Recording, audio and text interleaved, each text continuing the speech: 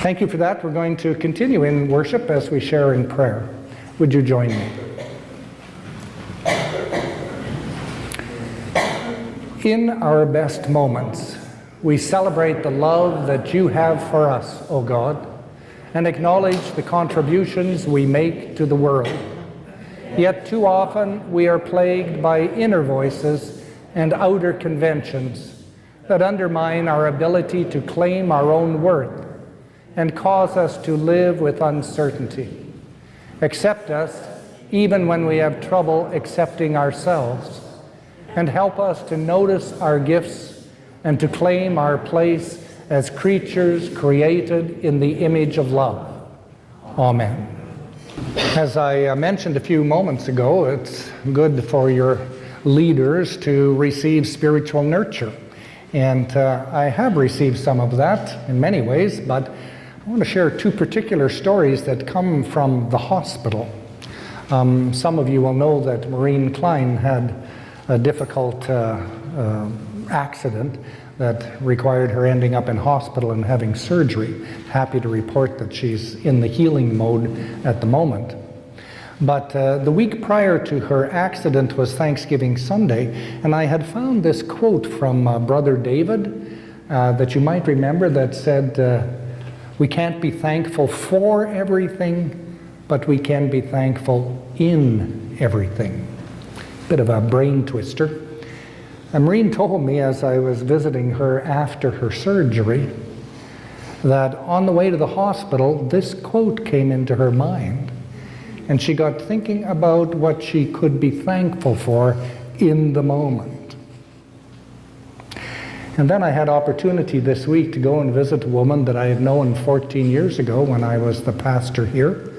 She's 14 years older now, and probably in her 90th year, and pretty frail.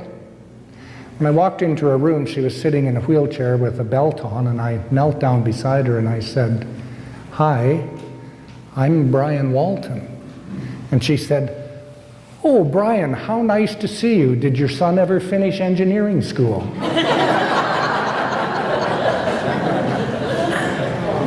And she went on to talk about her surgery and what took her into the hospital and how life has many challenges at her age, how her husband deals with a relatively new vision disability. And after telling me a bit of that story, but she looked at me and she held my hand and she said, "But Brian, we're so blessed."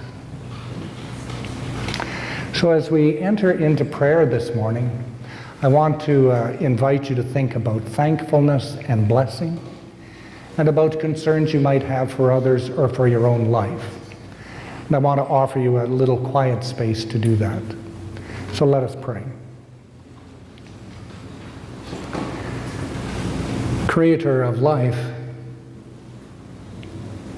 source of love, giver of hope, we pause for a moment to think with thankfulness about the blessings of our lives.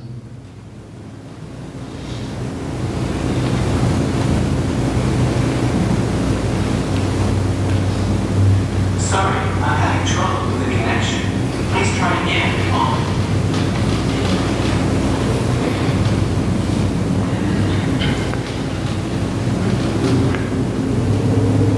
And we think also of concerns. Sometimes there are people around the world who have no shelter, no food, no security.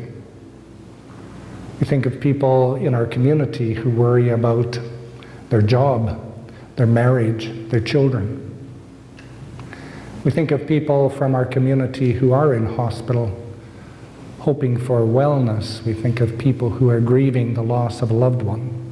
And we think of our own particular concerns, people we would pray for, or prayers we would have for ourselves. In silence, they rise up.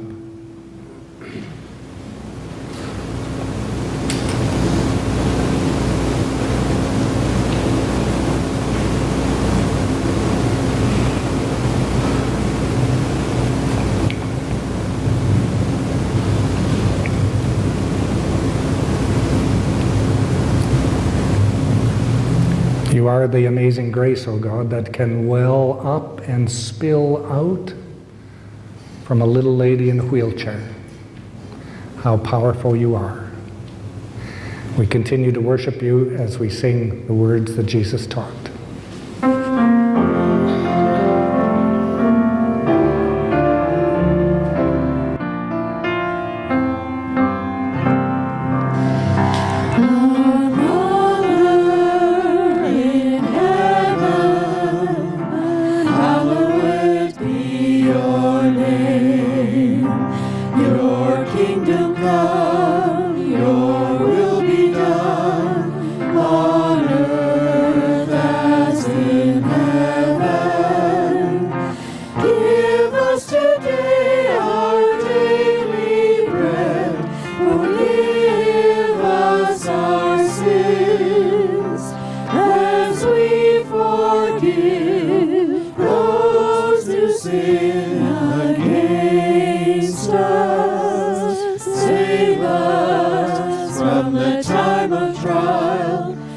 Deliver us from evil, for the King